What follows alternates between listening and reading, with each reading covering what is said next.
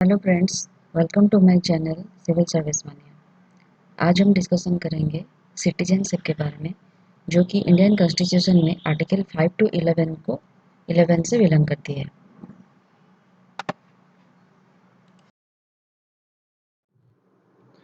हमारे जो नागरिक होते हैं उनके पास कुछ राइट्स होते हैं। हमारे कॉन्स्टिट्यूशन ऑफ इंडिया ने उनके लिए कुछ राइट्स रखे हुए हैं, जिन राइट्स को फंडामेंटल राइट्स भी कहते हैं। जैसे कि उन लोगों वो सब आर्टिकल 15 के तहत right against discrimination on grounds of religion, race, caste, sex और प्लेस ऑफ बर्थ। रिलीजन, धार्मिक, रेस, कास्ट, सेक्स और प्लेस ऑफ बर्थ के हिसाब से उनको कोई भी डिस्क्रिमिनेशन नहीं किया जाता, सबको इक्वल माना जाता है आर्टिकल 15 के तहत। आर्टिकल 16 में पब्लिक एम्प्लॉयमेंट में उनको इक्वलिटी दिया जाता है। आर्टिकल 18(2) में no citizen of India will accept any title from any of the foreign states. Then article 19 में क्या होता है, right of freedom of speech and expression. आप लोग को आगे में जाकर बताऊंगी फंडामेंटल राइट्स क्या क्या होता है, आर्टिकल किन कहाँ से कहाँ तक को आर्टिकल को फंडामेंटल राइट्स बोलते हैं। तो यहाँ पे बस आप याद रख सकते हैं आर्टिकल 19 में, जैसे कि freedom of speech and expression, assembly, association, movement, residence of profession, वो सब कर सकते हैं। आर्टिकल 29 में interest of protection of interest of minorities, इनको प्रोटेक्ट किया जाता है। आर्टिकल 30 में राइट्स होती है हमारे पास कि हम एजुकेशनल राइट्स होती है, एजुकेशनल इंस्टीट्यूशन की इस्टेब्लिश कर सकते हैं, एडमिनिस्ट्रेट कर सकते हैं। ये सब आज ये नागरिक के हिसाब से हम लोग के पास राइट्स होते हैं। Only citizens are eligible for certain offices. Only हमारे जो नागरिक होते हैं उनके पास सर्टेन ऑफिसेस के लिए वो एलिजिबल होते हैं। जैसे कि प्रेसिडेंट ऑफ इंडिया ओनली हमारे इंडियन सिटीजन्स बन सकते हैं। वाइस प्रेसिडेंट ऑफ इंडिया, जजेस of supreme court of India, supreme court of India के जो जजेस होते हैं, हाई कोर्ट के जो जजेस होते हैं, हमारे स्टेट के जो गवर्नर्स होते हैं, अटर्नी जनरल होते हैं जो इंडिया के, एडवोकेट जनरल जो होते हैं, ये सब एलिजिबल होने के लिए हमें एक सिटीजन बनना पड़ता है। एक सिटीजन ही एलिजिबल होता है। और एक सिटीजन ही only right to vote election में, ओनली एक सिटीजन। जैसे कि आप लोग को पता होगा, इलेक्शन को तो सबको पता होगा, फास्ट वो रिक्वायरमेंट क्या होती है, एक सिटीजन होना चाहिए इंडिया की। लोकसभा इलेक्शन और राज्यसभा इलेक्शन लड़ने के लिए, राइट वोट भी करने के लिए एक सिटीजन होना चाहिए। और मेंबर पार्लियामेंट में जो मेंबर बनते हैं, स्टेट लेजिस्लेटिव में जो असेंबली में जो मेंबर बनते हैं, वो भी बनने के लिए आपको एक सिटीजन होना ज़रूरी होता है। However, apart from enjoying exclusive rights, आपको राइट्स के साथ साथ कुछ ड्यूटीज़ भी निभाना पड़ता है एक सिटीजन को। उसे फंडामेंटल ड्यूटीज़ भी कहते हैं, जो हम आगे पढ़ने वाले हैं। जैसे कि पेइंग ऑफ टैक्सेस, हम जितना टैक्सेस इनकम टैक्स देते हैं, जितने सारे सर्विस टैक्स देते हैं, रेस्पेक्टिंग नेशनल फ्लैग और नेशनल एंथम, उनको रेस्पेक्ट करना, और डिफेंडिंग द कंट्री, ये सब हमारे ड्यूटीज़ में इन्वॉल्व है। आगे चलते हैं, नेक्स्ट देखते हैं हमारे कॉन्स्टिट्यूशन में क्या क्या प्रोविजंस है एक सिटीजन्स बनने के लिए। एक सिटीजनशिप लाने के लिए हमारे कॉन्स्टिट्यूशन में कुछ आर्टिकल्स हैं, आर्टिकल्स 5 से आर्टिकल 11। तो पहले हम डिस्कशन करेंगे आर्टिकल 5। आर्टिकल 5 में है कि अगर हमें सिटीजनशिप लेना है तो हमें 3 कंडीशंस फुलफिल करने होंगे। तो पहली कंडीशन ये है, he was born in the territory of India. India के जितने सारे टेरिटरीज़ हैं उनके अंदर वो जन्म लेना होगा उसे। आइदर ऑफ हिज पेरेंट्स, मतलब माता या फिर पिता के बीच कोई एक इंडिया के टेरिटरी के अंदर उनका जन्म होना चाहिए। और तीसरा, he was been ordinarily resident in the territory of India, मतलब वो इंडिया के टेरिटरी के अंदर रेसिडेंट होना चाहिए, रेसिडेंशियल उनके पास होनी चाहिए। एटलीस्ट 5 ईयर्स से नीचे नहीं होना चाहिए, 5 ईयर्स से ज़्यादा वो इंडिया के टेरिटरी में रेसिडेंसी उनके पास होनी चाहिए। चलिए, आर्टिकल 6 में कहा जाता है, rights of citizenship of certain persons who have migrated to India from Pakistan. जो लोग पाकिस्तान से इंडिया आए हैं और वो इंडिया में सिटीजनशिप के लिए अप्लाई करेंगे या फिर सिटीजन नागरिक होना चाहेंगे, उनके लिए क्या प्रोविजंस है? उनके लिए दो कंडीशन वो फुलफिल करने होंगे। जो लोग 19 जुलाई से पहले माइग्रेट कर चुके हैं, वो बस उनको आसानी से मिल ही जाएगा, क्योंकि वो तो ऑर्डिनरीली वो रह रहे हैं ना इंडिया में, तो उनको मिल जाएगा। लेकिन जो लोग 19 जुलाई के बाद माइग्रेट करेंगे इंडिया में, उनके लिए प्रोविज़न ये है कि जिस दिन वो रजिस्ट्रेशन करेंगे गवर्नमेंट ऑफ इंडिया में अपने सिटीजनशिप के लिए, उससे 6 महीने पहले, एटलीस्ट 6 महीने पहले उनको 6 महीने तक वहाँ पे रहना होगा इंडिया में। उसके बाद ही वो जाकर रजिस्टर कर सकते हैं। तो आर्टिकल 7 क्या कहता है? Rights of citizenship of certain migrants to Pakistan. Citizenship उन नागरिकों के लिए क्या अधिकार है जो पाकिस्तान जा चुके हैं और वापस आने के बाद वो चाहते हैं कि हम इंडिया के सिटीजन लेना चाहें, वो उनके लिए भी सेम प्रोविज़न है कि जिस दिन वो एप्लीकेशन डाले रजिस्ट्रेशन के लिए, वो उससे 6 महीने के बीच, एटलीस्ट 6 महीने के बीच वो रहना होगा उनको इंडिया में। ठीक है। तो आर्टिकल 8 क्या कहता है? Rights of citizenship of certain person of Indian origin residing outside India. वो जितने सारे लोग इंडिया से बाहर अलग कंट्री में रहते हैं, उनके लिए क्या प्रोविजंस है हमारे इंडिया में नागरिकता ग्रहण करने के लिए?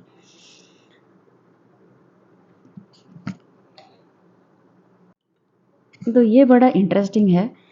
जो लोग बाहर रहते हैं इंडिया से बाहर, उन लोगों के लिए नागरिकता ग्रहण करने के लिए क्या प्रोविजंस है? उनके लिए दो कंडीशंस है। आइदर ऑफ हिज पेरेंट्स, जो लोग होते हैं उनको चाहिए अगर सिटीजनशिप, तो उनके जो आइदर पेरेंट, उनका जो माता पिता है, या फिर दादा दादी, नाना नानी, वो जो ग्रैंड पेरेंट्स हैं, वो हमारे इंडिया में जन्म लेना होगा। अगर जन्म ले चुके हैं तो फिर उनको आसानी से मिल जाएगी।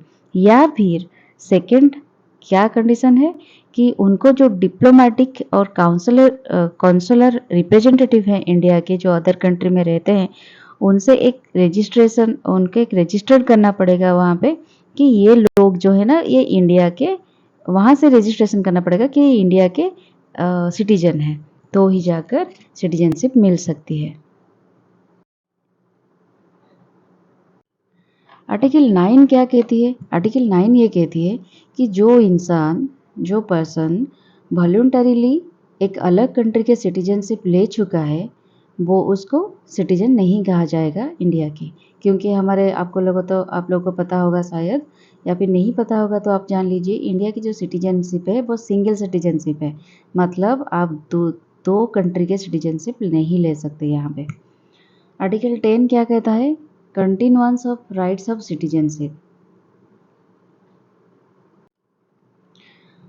आर्टिकल 10 में कहा जाता है सिटीजनशिप जो है वो उसको कंटिन्यू कैसे करे, उसके बारे में कुछ लिखा गया है। और आर्टिकल 11 में पार्लियामेंट कैसे रेगुलेट करेगा सिटीजनशिप को बाय लॉ, वो मेंशन किए गए हैं। देखिए, ये बस आप याद रख सकते हैं, इसको रटना नहीं है और इतना इम्पोर्टेंट भी नहीं है। वो टाइम टू टाइम जब न्यूज़ में आता है तब भी इम्पोर्टेंट हो जाता है, नहीं तो आप लोग को इतना डिटेल्स में जाने की ज़रूरत नहीं है। बस आप याद रख सकते हैं आर्टिकल 9 में ये प्रोविजंस है, आर्टिकल 10 में ये प्रोविजंस है, आर्टिकल 11 में ये प्रोविजंस है। नेक्स्ट चलते हैं। Parliament of India citizenship act 1955, parliament of India में कितने बार अभी तक अमेंडमेंट हो चुका है? 9 टाइम्स। याद रख सकते हैं आप। 1957 में हुआ था, 1960 में फिर हुआ था, 1985 में फिर हुआ, 1986 में फिर हुआ, 1992, 2003, 2005, 2015 एंड लास्ट बार कब हुआ था अमेंडमेंट? 2019 में। अभी तक सो फार 9 टाइम्स सिटीजनशिप अमेंडमेंट एक्ट हो चुका है। अब चलते हैं जानने के लिए एक्विजिशन ऑफ सिटीजनशिप। सिटीजनशिप कैसे लिया जाता है? सिटीजनशिप बस आप ये याद रखेंगे, कुछ प्रोविजंस जैसे कि बाय बर्थ, अगर आप जन्म लेते हैं तो सिटीजनशिप आपको मिल जाती है। बाय डिसेंट, सम अगर आपका पिता माता पिता और ग्रैंड पेरेंट्स वो यहाँ पे जन्म ले चुके हैं, वो यहाँ के नागरिक है, तो आप तो भी आपको मिल जाता है। बाय रजिस्ट्रेशन, अगर आप रजिस्टर करें, बाय नेचुरलाइजेशन नेचुरली, और बाय एक्विजिशन ऑफ टेरिटोरी। ठीक है, अगर टेरिटोरी एक्विजिशन हो जाएगा तो ही आपको सिटीजनशिप मिल जाएगी। लॉस ऑफ सिटीजनशिप, सिटीजनशिप कैसे लॉस होता है?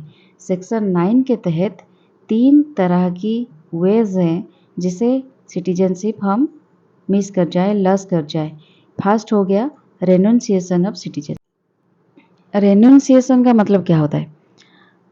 इसका मतलब ये हुआ कि अगर एक इंसान जिसको जो ऑलरेडी एक सिटीजन है, लेकिन वो किसी और कंट्री में चला गया है या फिर कुछ रीजन के वजह से वो खुद ही डिक्लेयर कर दे कि मैं इस कंट्री का सिटीजनशिप अब नहीं लेना चाहता, कि नहीं लूना मैं और एक कंट्री का सिटीजनशिप लेना चाहता हूँ, तो ही उसका सिटीजनशिप कैंसिल हो जाएगा।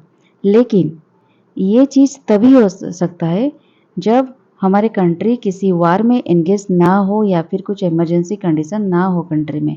अगर हुआ तो इस तरह की डिक्लेरेशन को कैंसिल किया जाता है। और एक बात खास बात यह है कि अगर कोई इंसान ऐसे ही रिनाउंसिंग कर चुका है कि मुझे सिटीजनशिप नहीं चाहिए इस कंट्री को, उसका अगर माइनर चाइल्ड कोई भी है, माइनर चाइल्ड का मतलब 18 साल से नीचे वाला चाइल्ड है, तो उस चाइल्ड को भी, अगर देखिए, अगर आप एक माता पिता है यूएसए कंट्री का, आप इंडियन ओरिजिन है लेकिन आप रहते हैं यूएसए कंट्री में, अगर आपका बच्चा 18 साल से नीचे का है तो आपका सिटीजनशिप, उस बच्चे का सिटीजनशिप भी यूएसए पकड़ा जाएगा। आप इंडिया के अगर आप इंडिया के सिटीजन को रिनाउंस करते हैं कि मुझे ओनली यूएसए की सिटीजनशिप रखनी है, मुझे इंडिया की सिटीजनशिप नहीं रखनी है, तो आपके जो बच्चे होते हैं जिनका एज 18 साल से नीचे है, वो भी यूएसए के सिटीजनशिप माने जाएंगे।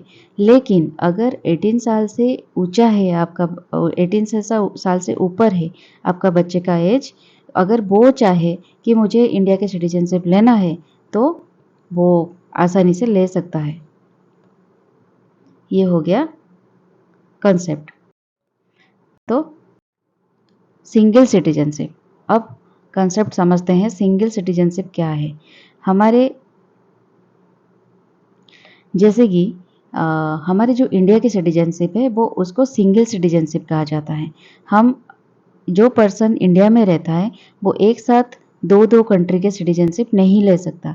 आपको अगर आइदर इंडिया के नागरिक होना होगा या फिर फॉरेन के नागरिक होना होगा। अगर आप फॉरेन कंट्री के नागरिकता आपके पास रखे हुए हैं तो आप इंडिया के नागरिक नहीं बन सकते, वोट नहीं दे सकते या फिर कोई भी इलेक्शन नहीं लड़ सकते।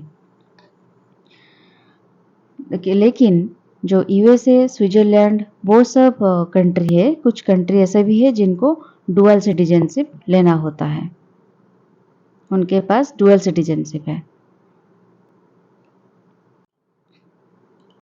ये जो वाला है person of Indian origin card, ये स्कीम, और ओवरसीज सिटीजनशिप ऑफ इंडिया, ये स्कीम, दोनों को मर्ज कर दिया। मर्ज करके उसको क्या क्या कहा गया? Overseas citizen of India card holder, दोनों को मर्ज कर दिया। तो मर्ज करने के बाद बेनिफिट्स क्या क्या हुआ? Simplification of the rules under a single umbrella, एक अम्ब्रेला के अंडर एक जो भी रूल्स थे, दोनों दोनों दो स्कीम के लिए दो अलग अलग रूल्स थे, लेकिन जब एक हो गया तो उसके रूल्स थोड़ा सिंप्लीफाई हो गए। PIO card holders are now eligible for benefits already enjoyed by OCI card holders. OCI card holders जो एंजॉय कर रहे थे वो PI कार्ड होल्डर्स भी एंजॉय करने लगे। Visa free travel to India, मतलब जो बाहर रहते थे PIO holders, sorry OCI holders, वो बाहर जा रहे थे और उनको इंडिया में आने के लिए वीज़ा लग रहा था, वीसा फ्री ट्रैवल भी हो गई, राइट्स ऑफ रेसिडेंसी आ गई, and participation in business and educational activities, कुछ बिजनेस एंड एजुकेशनल एक्टिविटीज़ में कंट्री में उन्होंने पार्टिसिपेट करने की राइट्स आ गई उनके पास। Resolve the complaints of visits by PIOs to local police stations. Local police station में उनके लिए जो कंप्लेंट्स उनके साथ जो उनके तरफ से जो कंप्लेंट्स होते थे वो भी रिजॉल्व हो जाएंगे। And stringent visa norms that debarred from them from buying property buying में भी वो थोड़ा प्रॉपर्टी बाइंग में भी उनको थोड़ा आसानी हो जाएगी। एंड ये थोड़ा जो मर्ज हो गया इसमें जो पीआईओ कार्ड होल्डर्स उनका थोड़ा सिंप्लीफाई हो गया चीज़ें, ठीक है। It also does away with the clause of foreigners who marry Indians, और इसके साथ जो फॉरेनर्स आकर इंडिया में मैरिज रचाते हैं या फिर इंडियन, वो सब चीज़ें भी सिंप्लीफाई हो गया। It gives foreigners A relief of 30 days in a year, मतलब वो एक साल में 30 डेज की रिलीफ उनको मिल जाती है, वो जाकर आउटसाइड कंट्री रह सकते हैं।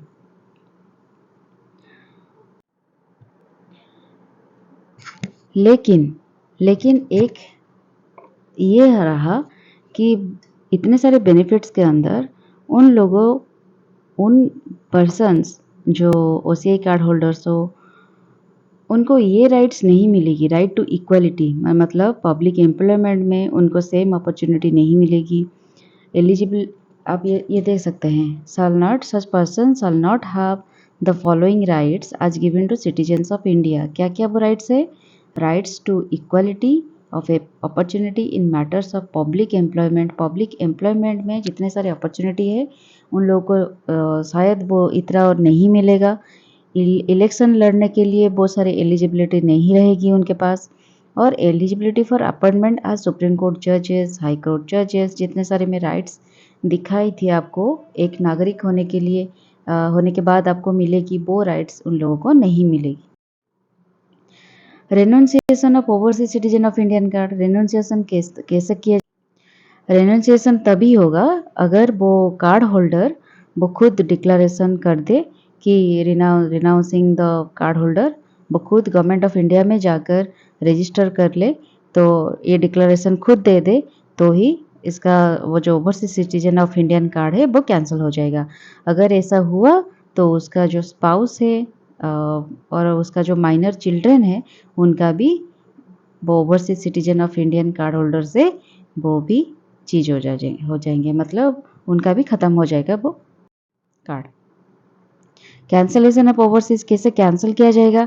आप लोगों को पता है ये कैंसिल गवर्नमेंट ऑफ इंडिया कर सकती है अगर कुछ फ्रॉड उसने देखा, गवर्नमेंट ऑफ इंडिया को कुछ फ्रॉड महसूस हुआ कि ये पर्सन फ्रॉड है, या फिर कॉन्स्टिट्यूशन के लिए डिसअफेक्शन है उसके अंदर, या फिर वो कुछ एनिमी कंट्रीज या फिर टेररिस्ट के साथ मिला हुआ है, कुछ एंगेज है ट्रेडिंग में, या फिर कम्युनिकेट कर रहा है, या फिर sentence to imprisonment for a term 2 year से ज़्यादा सेंटेंस टू इम्प्रिजमेंट है, मतलब जेल में है, कुछ चीज़ों के लिए उसको जेल हो गई है।